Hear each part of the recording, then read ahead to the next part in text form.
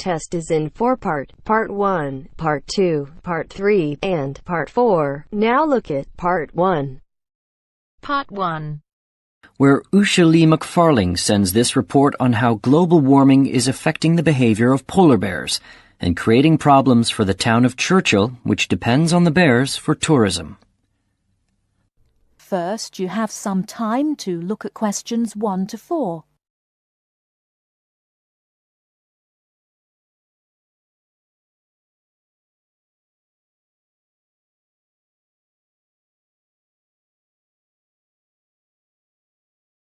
Now we shall begin. You should answer the questions as you listen, because you will not hear the recording a second time. Listen carefully and answer questions 1 to 4. This week's Our World program comes from Canada, where Usha Lee McFarling sends this report on how global warming is affecting the behavior of polar bears and creating problems for the town of Churchill, which depends on the bears for tourism. The Hudson Bay polar bears are an unusual group. They spend half their year living on the frozen sea ice. And in a normal year, around springtime, when the weather gets warmer, the bears move onto land as the sea ice begins to melt. Once they have done this, their lives enter a new phase, which involves a change in their metabolism. They don't hibernate, but their bodies slow down because they won't eat for the next 6 months. During this half of the year, they lose hundreds of pounds in weight. Each autumn, as the temperature falls, the bears migrate past the small town of Churchill, waiting for the Hudson Bay to freeze over again. When it has, the bears go back onto the sea ice. Now they can build up their fat reserves by feeding on seals. They survive because the surface of the Hudson Bay is normally frozen from mid-October through to mid-April. During these months, the bears sleep on ice floes and swim in the frigid waters. Normally, that means millions of dollars for the town of Churchill, which earns money by taking tourists into the tundra to see the bears as they pass by the town. However, recently the weather has been warmer and the bears' behavior has changed. The warm weather prevents the sea from freezing, and so the hungry bears come into town looking for food.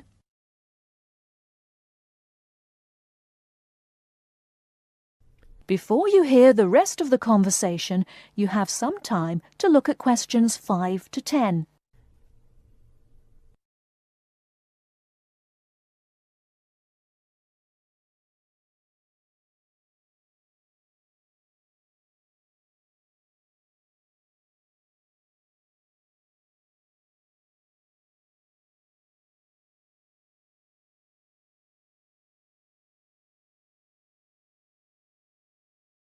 Now listen and answer questions 5 to 10.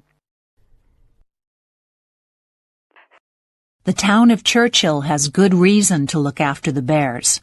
Rough estimates indicate the province of Manitoba earns in the region of $300 million each year from bear tourism. Bears are the backbone of our economy, said town manager Darren Ottaway. While Ottaway is concerned about an abundance of hungry bears coming to town in the short term, he is even more worried that global warming may mean no bears here at all one day. For 3 weeks during bear season, Sleepy Churchill blooms as about 15,000 tourists stream through town, hoping to get close-up views of the animals from caravans of heated tundra buggies. Several chartered jets unload bear gazers at the Churchill airport each day. Hotels and restaurants closed during the bleak winter fill to capacity. Polar bears are not currently an endangered species. Their total population is estimated to be from 22,000 to 27,000. But the 1,200 Hudson Bay bears could face what scientists call a local extinction. They could produce fewer cubs and eventually die out. Officials and business leaders in Churchill have already begun planning for alternative ways of generating income. Ottaway is promoting whale watching and is delighted that Japanese tourists are willing to brave the bone-chilling cold of winter to view the northern lights. It's super news for us, Ottaway said of the potential Japanese tourist boom. Warmer weather, Ottaway said, could also extend the shipping season on Hudson Bay and attract more filmmakers. The science fiction classic Iceman was filmed nearby, as well as an upcoming film, The Snow Walker. When people talk about climate change, you have to look at the benefits too, Ottaway said. Others, however, feel differently. The bears have been in our community for years, said one resident. They're like neighbors, and everybody ought to be helping to make sure their natural life cycle can be maintained. That is the end of part 1. You now have half a minute to check your answers.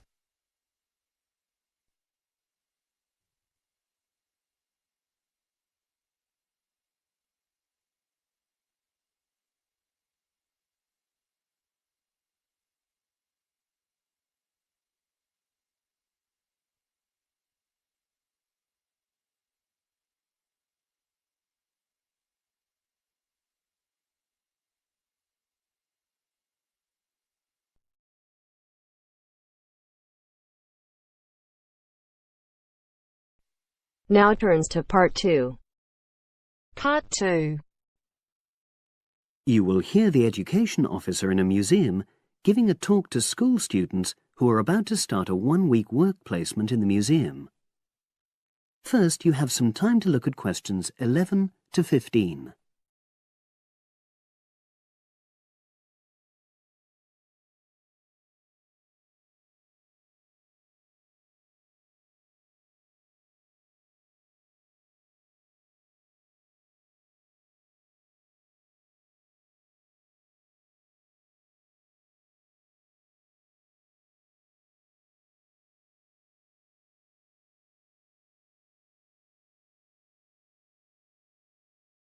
Now listen and answer questions 11 to 15. Good morning and welcome. We're really pleased that you're going to be joining us next week for your work placement. Now, each of you will already have met the member of museum staff assigned to supervise you. In this short talk today, I'll be giving you more general information which will be relevant to all 6 of you. Your normal working day is 9 to 5 p.m, but on Monday, because it's your first day, we'd like you to arrive at 8:45. Please note, though, that you'll finish at the usual time. A lot of you have been asking what you should wear for work. Well, you may have noticed that we're not exactly a formal institution, so you'd really be out of place if you wear smart attire like a suit. If you go out on a trip with us, then we'd like you to wear a museum cap. It has our logo on, and we feel it helps people recognize you. But on a day-to-day basis in the museum itself, we say put on your own casual clothing because you'll be doing lots of dusty, messy work. Now, we don't have an enormous number of rules, but work placement is an excellent preparation for the real world of work, and we expect you to be very punctual and reliable. If you're not well, or there's been a hold-up, then what we ask you to do is ring the museum receptionist. He will be in the museum well ahead of opening time, and he'll inform your own personal supervisor in the museum. If you're away for more than one day, we'll inform your school tutor. They'll obviously need to make a note of your absence and follow up if necessary. But most of all, we hope you really enjoy yourselves during the placement. Students say they have a lot of fun, whether it's working with kids in our art workshops held every Monday, or, the most popular, when they go out on our outreach work to residential homes, recording elderly people's memories of school days for our oral history project. So, we hope you feel excited by the prospect of starting next week and well prepared. Your personal supervisor will be there to help you with our health and safety requirements when you start next week, and your supervisors will also brief you about the background to the museum, summarising all the huge amount of information on our website. In the next couple of days, it might be worthwhile if you get hold of evaluations and other notes made by students who've worked with us before. You can get a lot of pointers from them. Before you hear the rest of the conversation, you have some time to look at questions 16 to 20.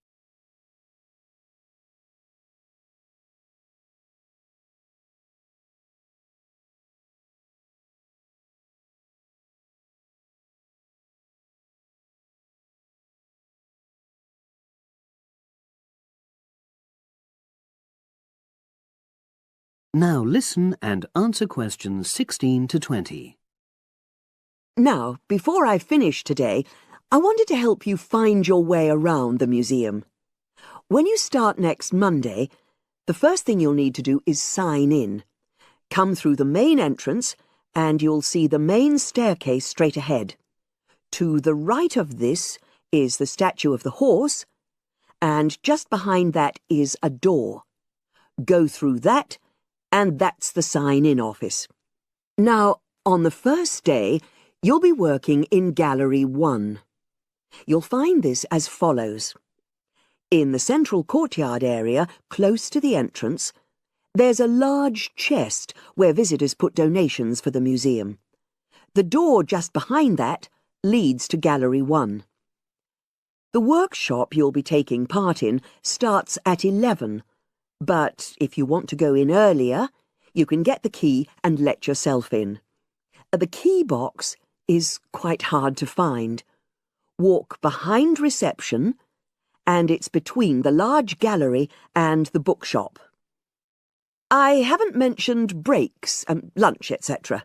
Unfortunately, our cafe's closed at the moment, so your best bet is to bring a packed lunch. We tend to have our sandwiches in the kitchen area. Go round the reception desk and you'll see a small circular cabinet. The door to the kitchen area is just behind that. Now, every day we put up notices about what's happening in the museum. Your supervisor will brief you, but if you want to check up on details, look on our staff notice board. This is in the corner of the play area, at the back, on the wall of Gallery 3. If you have any questions, I'd be happy to help. That is the end of part 2. You now have half a minute to check your answers.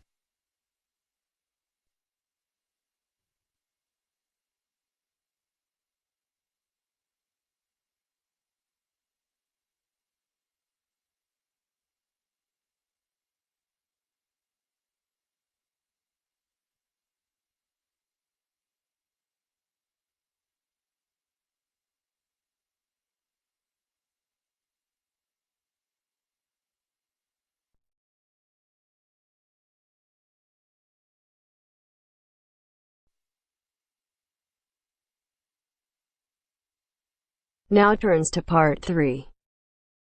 Part 3. You are going to hear part of a lecture on some useful information for your travelling around Britain. Listen to the lecture and complete the notes below. First, you have some time to look at questions 21 to 25.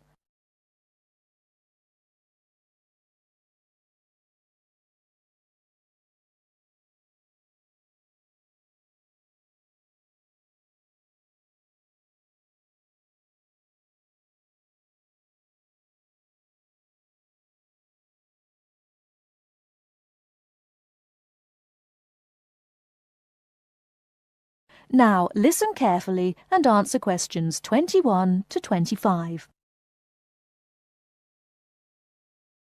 Good afternoon and welcome to the session on Britain. This afternoon I would like to provide some useful information for you about travelling around Britain. Britain has over 700 tourist information centres.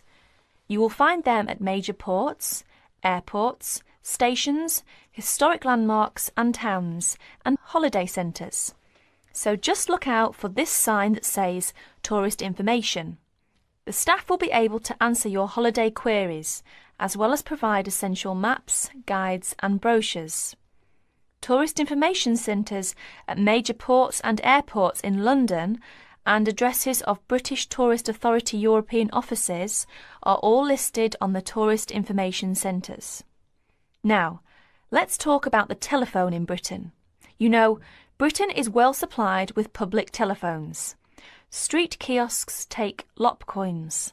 In city centres, mainline railway stations, airports and central London underground stations, payphones and card phones are in operation. For the latter, small plastic phone cards are used, and these come in 10, 20, 40, 100 and 200 units and can be bought at post offices, news kiosks, station bars and shops where the green and white card phone sign is displayed. Before you hear the rest of the talk, you have some time to look at questions 26 to 30.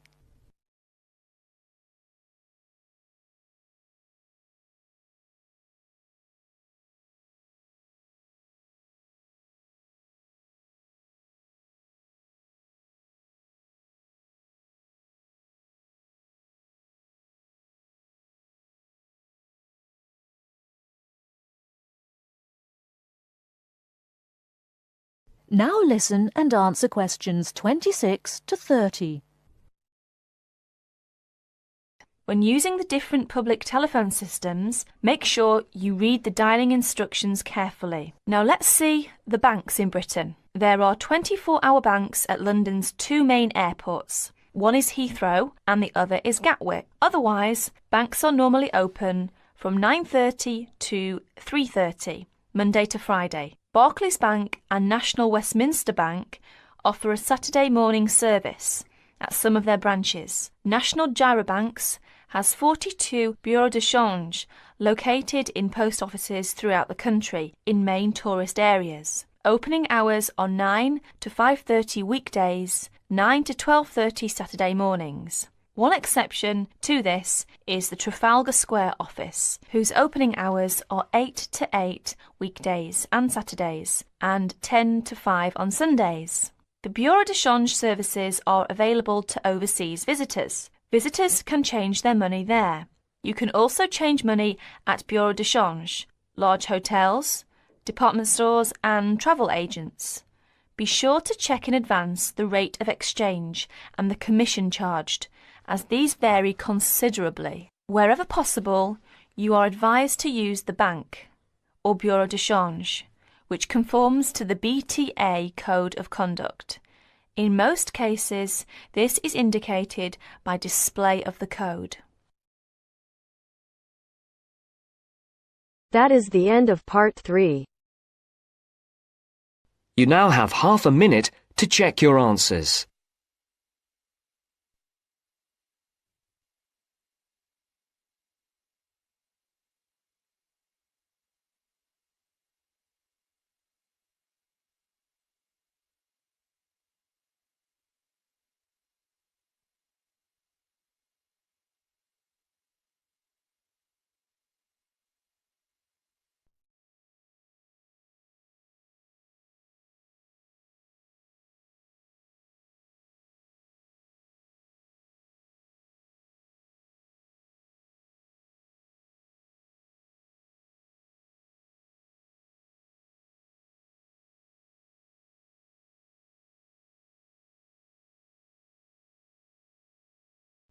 Now turns to part 4. Part 4. We'll hear a speech by the Student Union Vice President for Finance. First, you have some time to look at questions 31 to 40.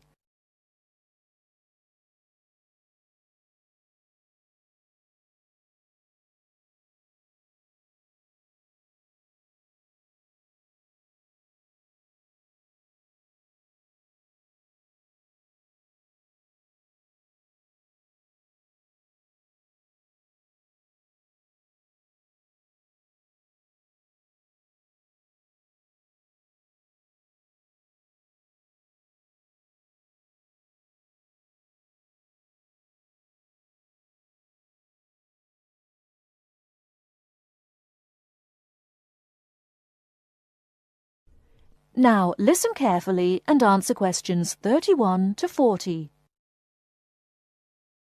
Now you will hear the speech.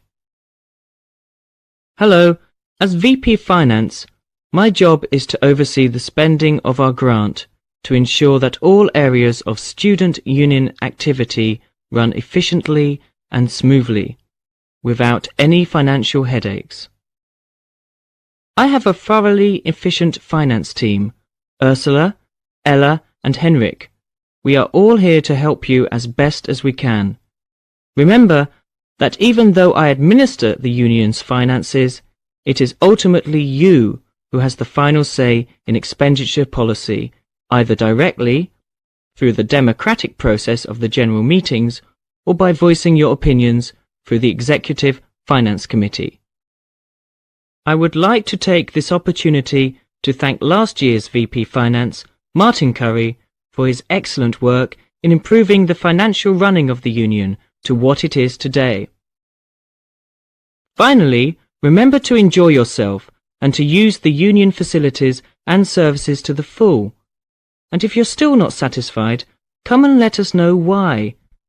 Extra note, in order to maximise my time as VP Finance and to give a more efficient service to students, the Finance Office will only be open to students from 11 o'clock AM to 1 o'clock PM and 2 o'clock PM to 3 o'clock PM.